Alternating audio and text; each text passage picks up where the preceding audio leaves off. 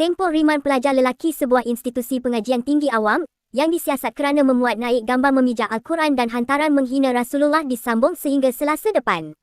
Perkara itu dimaklumkan Ketua Polis Daerah Kuantan, Asisten Komisioner Asyari Abu Samah dalam satu pemakluman secara ringkas.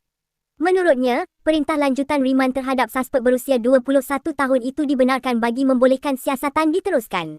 Setakat ini, pihak polis hanya membuat rampasan senaskah Al-Quran yang dipercayai digunakan oleh suspek, katanya pada Sabtu. Terdahulu, suspek direman selama 4 hari bermula Rabu dan tempoh itu tamat pada hari ini. Penahanan dilakukan susulan satu laporan polis yang dibuat oleh bapanya pada awal pagi Rabu, selepas menyedari hantaran berkenaan. Kes disiasat di bawah Seksyen 298 Kanun Keseksaan, Seksyen 233 Akta Komunikasi dan Multimedia 1998, serta Seksyen 4-1 Akta Hasutan 1948.